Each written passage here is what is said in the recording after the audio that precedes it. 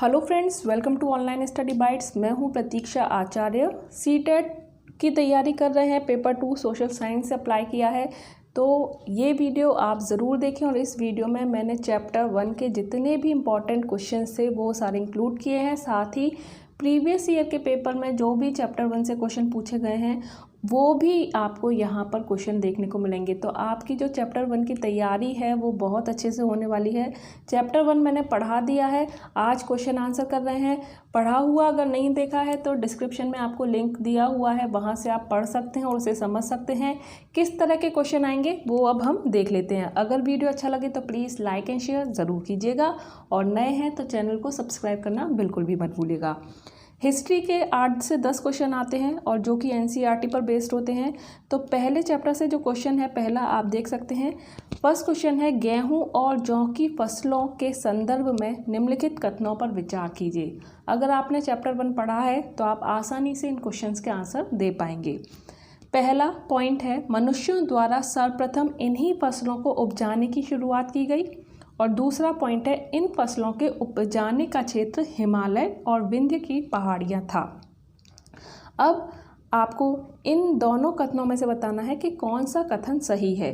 पहला कथन सही है या दूसरा सही है या दोनों सही हैं या कोई भी सही नहीं है। ये आपके सामने कथन एक बार और, कि गेहूं और जौ की फसलों के संदर्भ में निम्नलिखित कथनों पर विचार कीजिए।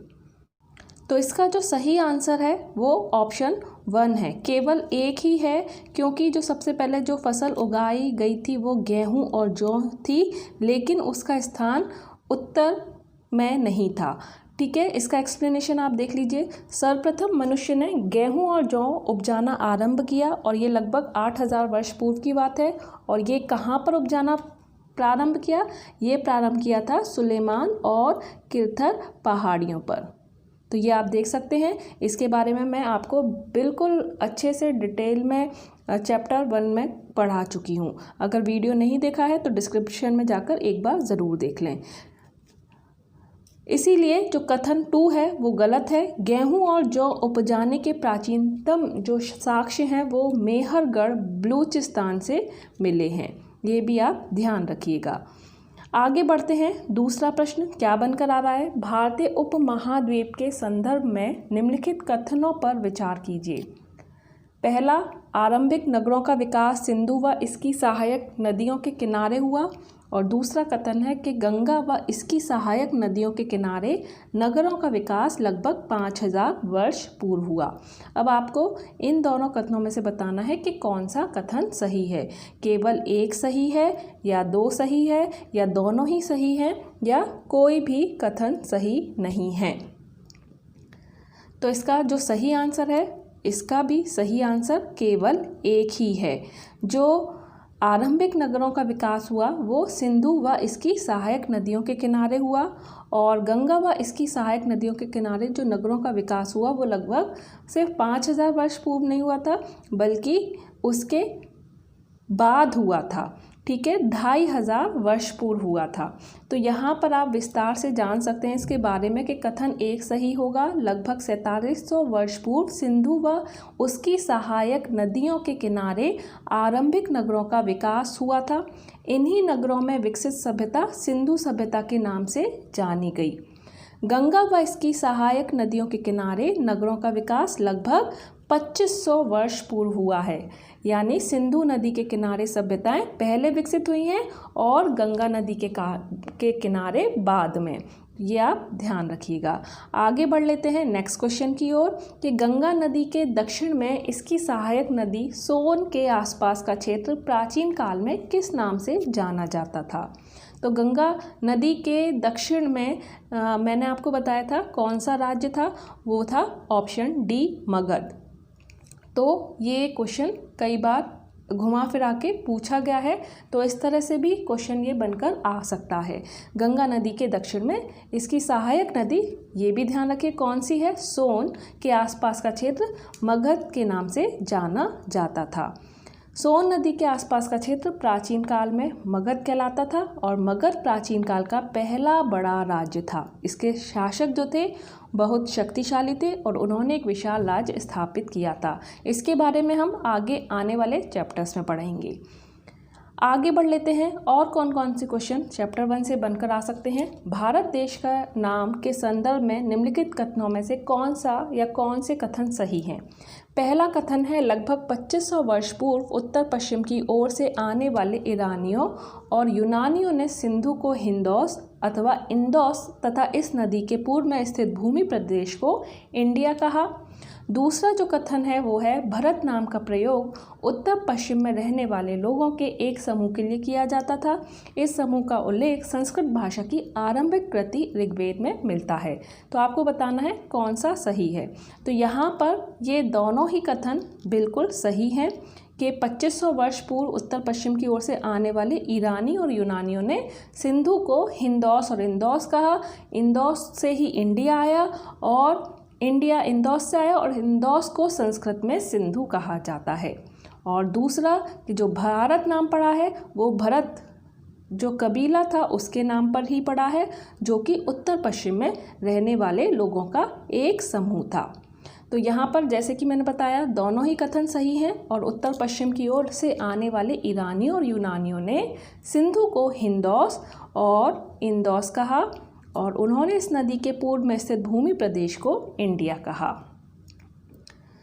दूसरा पॉइंट भी बिल्कुल सही है कि भरत नाम का प्रयोग उत्तर पश्चिम में रहने वाले लोगों के एक समूह के लिए किया जाता था। इस समूह का उल्लेख ऋग्वेद में मिलता है। ऋग्वेद संस्कृत की आरंभिक कृति है जो लगभग 3500 वर्ष पुरानी है। ये आप ध्यान रखिए कितने वर्ष पुरानी है, अक्सर प्रश्न पूछ लिया जाता है। बाद में इसी भरत समूह के नाम का प्रयोग देश के लिए होने लगा। नेक्स्ट क्वेश्चन की ओर बढ़ते हैं। पांडुलिपियों के संदर्भ में निम्नलिखित में से कौन सा कथन सही नहीं है।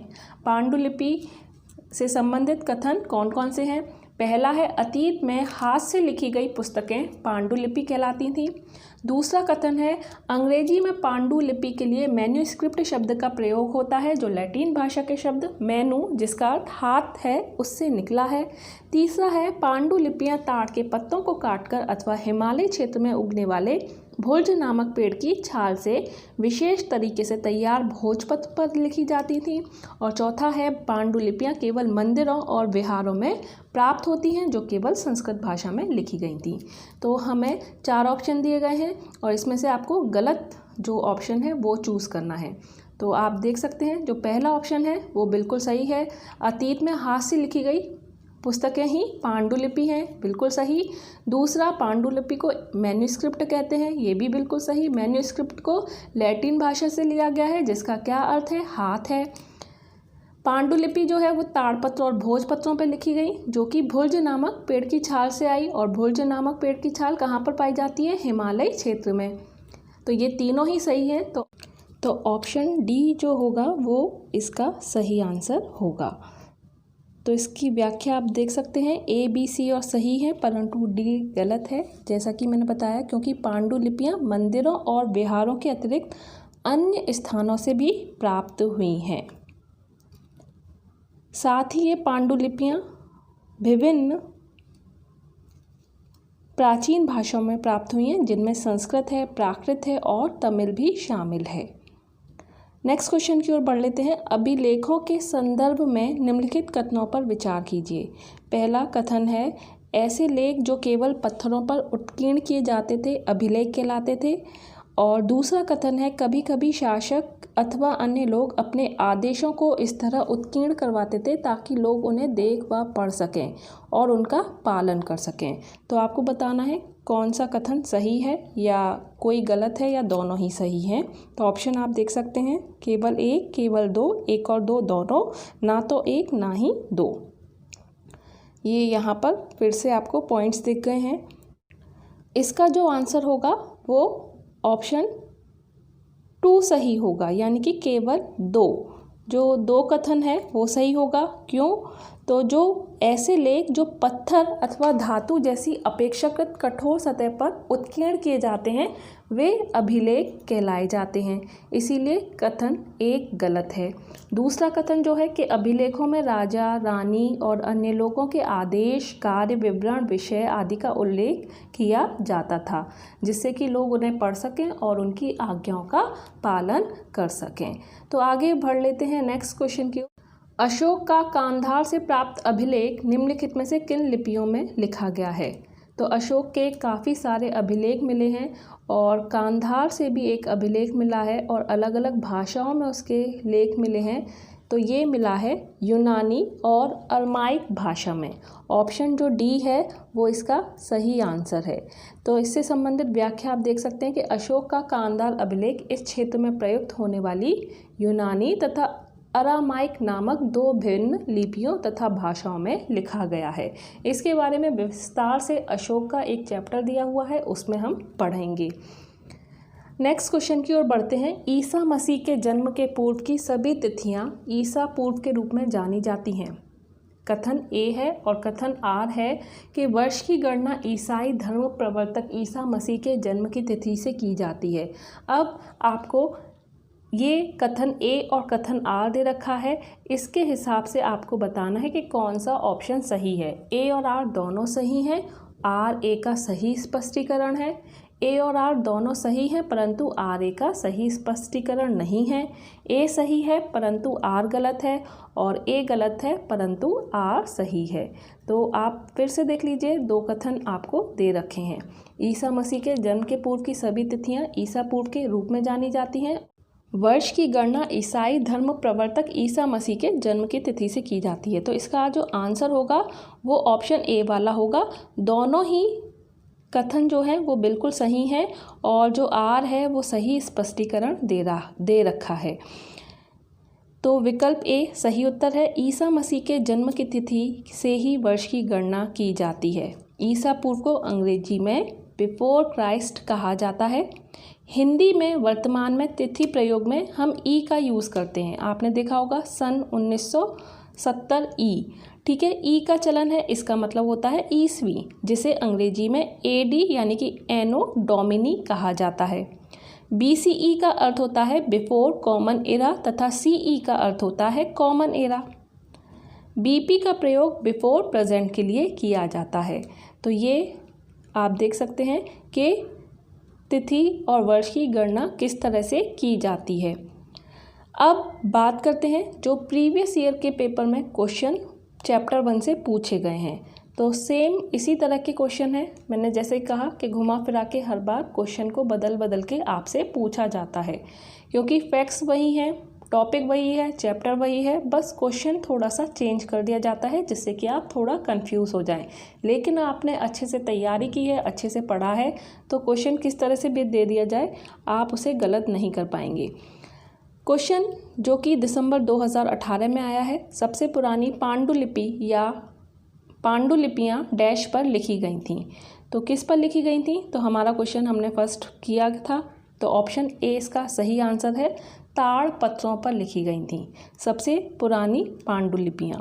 इसके बारे में थोड़ा सा जान लेते हैं। और पांडुलिपि या उस दस्तावेज को कहते हैं जो एक व्यक्ति या अनेक व्यक्तियों द्वारा हाथ से लिखी गई हो। इसे हस्तप्रति, लिपि ग्रंथ इत्यादि नामों से भी जाना जाता है। सबसे पुरानी पांडुलिपि या कार्ड पत्थरों पर लिखी गई थी। सॉरी, ये तार है, ताड़। सबसे पुरानी पांडुलिपियाँ ताड़ पत्रों पर लिखी गई थीं और ताड़ पत्र के बाद भोजपत्र पर लिखी गई थीं। आगे बढ़ लेते हैं। ऋग्वेद मूल रूप से निम्नलिखित में से किस भाषा में रची गई थी? और ये क्वेश्चन आया है सितंबर 2014 में। तो ऋग्वेद मूल रूप से संस्कृत भाषा में रची गई थी। ऑप्शन सी इसका सही आंसर होगा। आगे, ऋग्वेद मूल रूप से संस्कृत भाषा में रची गई थी और वेदों की रचना वैदिक काल में हुई थी। वैदिक सभ्यता आदि द्वारा निर्मित की गई थी। आदि नहीं है, सॉरी, आर्य है ये, ठीक है। आर्य के द्वारा निर्मित की गई थी और आर्यों की जो भाषा थी संस्कृत थी। तो ऋग्वेद की मूल भाषा भी क्या होगी? संस्कृत होगी। ऋग्वेद में जो है 10 मंडल हैं, 1000 सूक्त हैं और 10,462 ऋचाएँ हैं। नेक्स्ट क्वेश्चन की ओर बढ़ लेते हैं।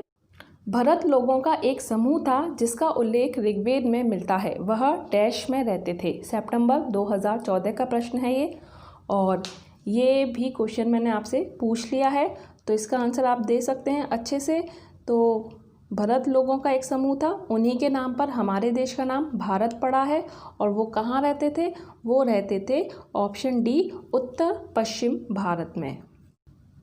तो 1500 ईसा पूर्व भारत में कई अलग अलग कबीलों का आगमन भारत में हो चुका था और जिन्हें आर्य भी कहा जाता था। इन्हीं कबीलों में भरत कबीला भी था, जो सरस्वती और यमुना नदी के बीच दोआब अर्थात उत्तर पश्चिम भारत क्षेत्र में बस गया था।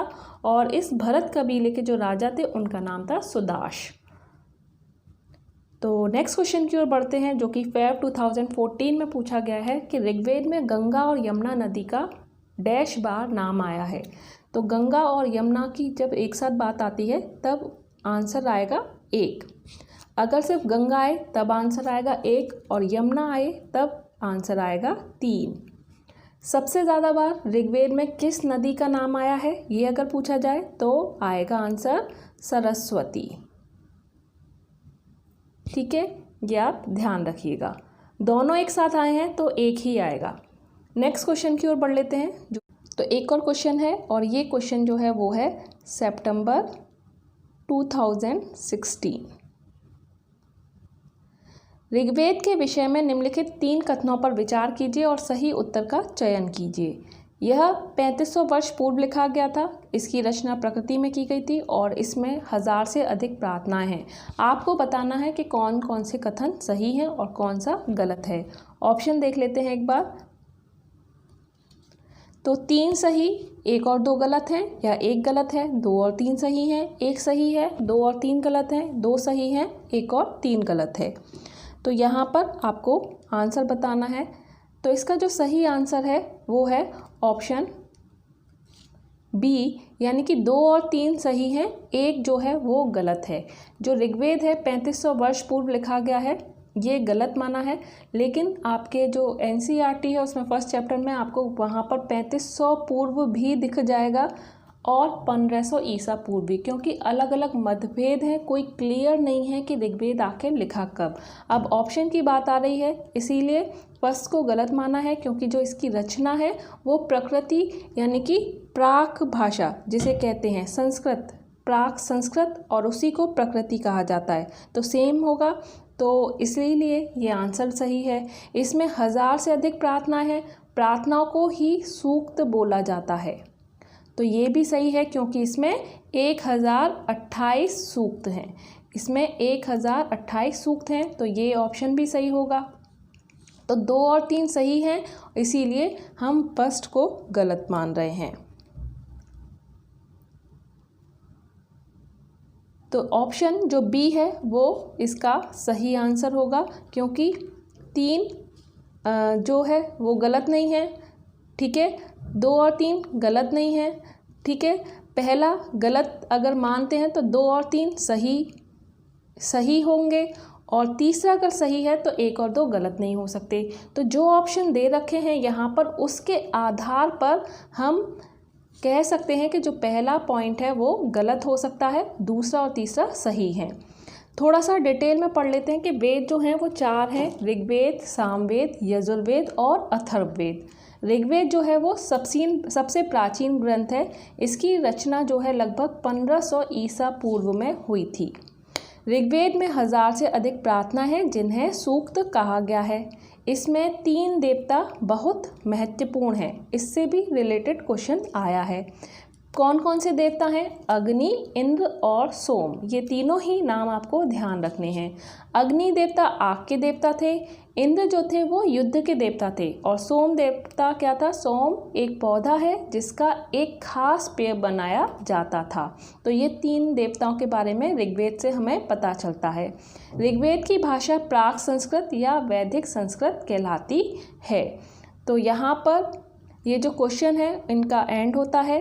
जो भी क्वेश्चन फर्स्ट चैप्टर से बनकर आ सकते थे और जो प्रीवियस ईयर में जिस तरह से पूछे गए हैं वो सारे क्वेश्चन आप लोग के लिए इस चैप्टर में, इस वीडियो में लेकर आई हूँ। तो अगर वीडियो अच्छा लगा हो तो प्लीज़ लाइक एंड शेयर ज़रूर कीजिएगा और चैनल को सब्सक्राइब करना बिल्कुल भी मत भूलिए। अगर कोई डाउट है तो कमेंट करके बताइएगा। वीडियो कैसा लगा कमेंट करके ज़रूर बताइएगा। इसी तरह से और भी वीडियोस अपलोड होते रहेंगे, तो चैनल को सब्सक्राइब करके बेल आइकन पर प्रेस करना बिल्कुल भी ना भूलें। हिस्ट्री आपको बहुत आसान लगेगी, टफ बिल्कुल नहीं लगने वाली है। कोई भी क्वेश्चन आपका छूटने नहीं वाला है आपके सीटेट के एग्ज़ाम में। तो इसी के साथ अभी के लिए इतना ही। Bye bye, take care and all the best.